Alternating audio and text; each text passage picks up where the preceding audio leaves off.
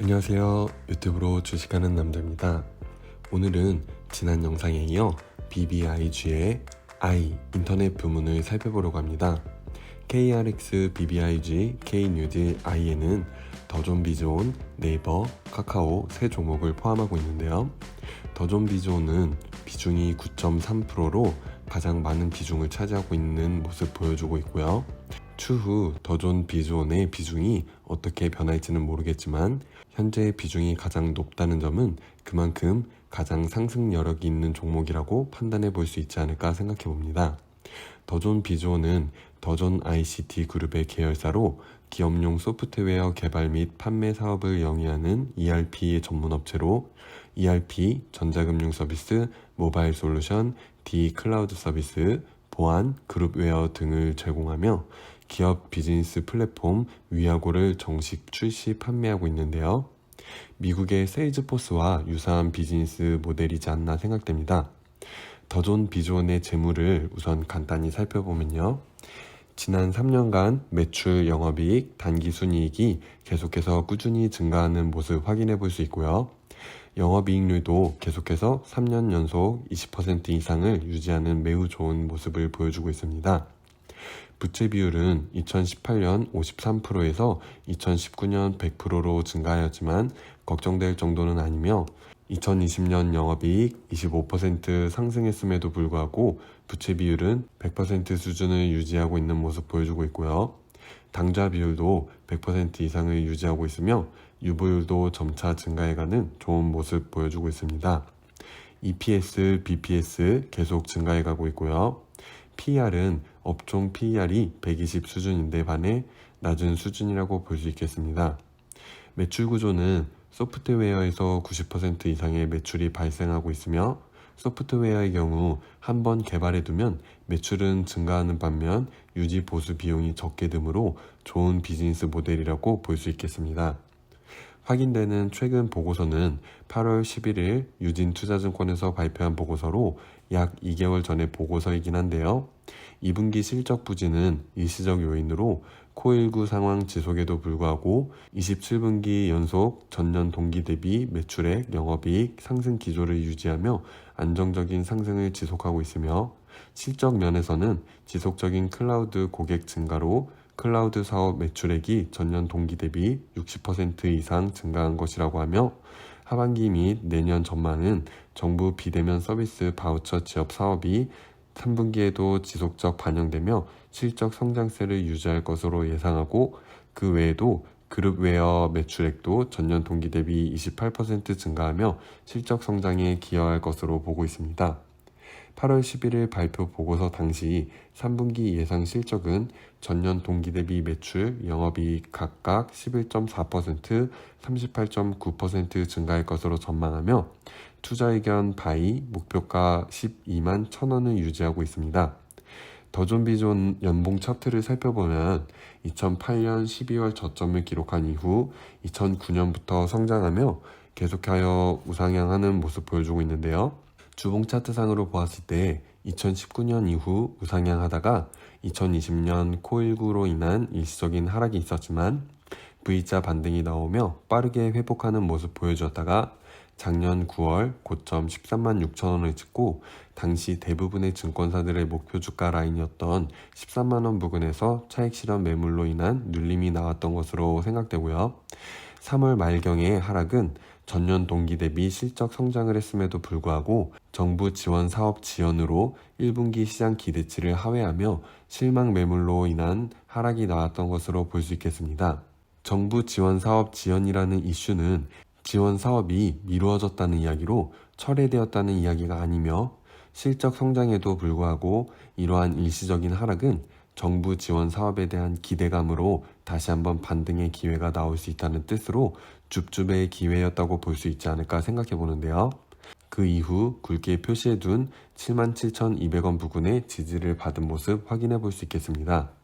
이 종목에서 이 부근의 주가가 2019년 고점 부근이었던 부분이 2019년 말부터는 77,200원 부근의 저항선을 돌파해주며 77,200원 부근이 저항선에서 지지선으로 바뀐 모습 확인해 볼 수 있겠습니다. 일봉 차트로 최근 주가 이동 추이를 살펴보면요. 지난 9월 8일부터 하향 추세선의 상단을 맞으며 우하향하다가 8월 말 장대 양봉으로 하향 추세선을 상향 돌파해주며 하향 추세를 벗어났으며 9월 14일경 윗 저항선인 99,500원에 가볍게 올라서 주었다가 개인들의 본전 매도 물량으로 인한 눌림이 살짝 나온 것으로 생각되는데요. 매매 동향을 살펴보면 지난해부터 약 1년간 고점에 물려있던 개인들이 이렇게 최근 상승장에서 본전 심리로 인한 매도가 나오고 있으며 외국인과 기관이 동시에 개인 물량을 흡수하는 모습 확인해 볼 수 있겠습니다. 개인적으로는 눌림이 나오더라도 99,500원 부근에서 지지를 받거나 일시적으로 95,000원 부근까지 눌림이 나오더라도 금방 99,500원 위로 올라서 주지 않을까 생각하고 있는데요. 그렇게 생각하는 이유는 앞서 이야기한 것처럼 지난 하락이 일시적인 하락이었으며 구조적인 매출 성장에 영향을 끼치지 않았다고 생각하기 때문입니다. 물론 지난번과 마찬가지로 정부 지원 사업이 또다시 지연된다거나 그 외로도 예상치 못한 증시에 문제가 나온다면 다시금 하락이 나올 가능성도 있겠지만 혹시라도 하락이 나온다면 하락의 원인을 잘 파악해보고 구조적 성장에 문제가 생긴 것이 아니라면 멘탈 관리를 잘 하며 하락 시 저점 매수 기회로 보면 좋지 않을까 생각됩니다. 개인적으로는 매수점을 95,000원에서 99,000원 사이, 그 아래로는 87,600원 부근까지 볼 수 있지 않을까 생각해 봅니다. 네이버와 카카오는 여러분 모두 너무나 잘 알고 있는 종목이니 기업 설명 없이 차트만 살펴보도록 하겠습니다. 아시다시피 네이버와 카카오는 최근 금융 규제로 인한 하락이 나왔는데요. 네이버의 경우 어떻게 보면 이번 규제의 피해자로고도 볼 수 있지 않을까 생각되는데요. 실제적으로도 이번 규제에 걸리는 부분의 매출액이 카카오에 비하면 미미하다고 해석되는 부분과 현재 주가가 아직도 제페토가 반영되지 않은 주가라고 보았을 때 하락 추세를 이어간다기보다는 반등이 나와줄 가능성이 높지 않을까 생각됩니다. 네이버의 경우 차트상으로는 아직 추세를 벗어나지는 않은 것으로 확인되고요.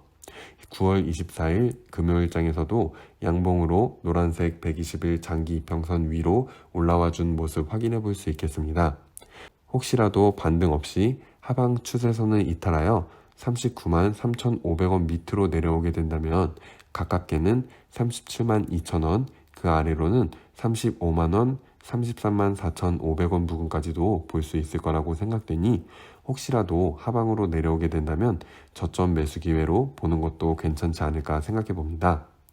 카카오의 경우는 노란색 120일 장기 이평선 밑으로 크게 하락해 있는 상태인데요. 빨간색 21선과 파란색 61선을 끌어내리며 121선의 데드크로스가 형성될 가능성이 높아 보이는데요. 9월 24일 금요일장에서는 반등이 나올 타이밍에서 나와주긴 하였지만 카카오의 경우 네이버와 달리 이번 규제에 걸려있는 부분에서의 매출액이 상당한 비중을 차지하고 있는 것으로 알려져 있으며 이 규제에 대한 해결책이 나오기 전까지는 불확실성이 존재한다는 것으로 판단하고 현재 주가가 분할 직후에 주가 부근까지 내려온 상태이긴 하지만 추가 매수를 검토하기에는 조금 이른 타이밍이지 않을까 생각됩니다. 현재 지켜줘야 하는 부분은 10만 8천원 부근으로 생각되며 빨리 하락 추세선 상단을 돌파해 주었으면 좋겠지만 코스피 종목의 경우 횡보가 길어지게 되면 추가 하락이 나올 수 있다는 점 인지해 두면 좋을 것 같고요. 어느 쪽으로든 일단 불확실성이 해소되어야 될 것 같으니 그 부분 주의 깊게 보시면 좋을 것 같습니다.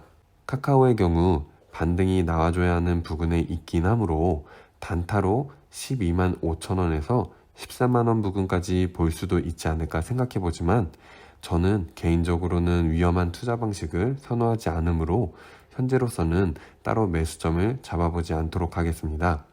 오늘은 이렇게 BBIG의 I 인터넷 종목을 살펴보았는데요.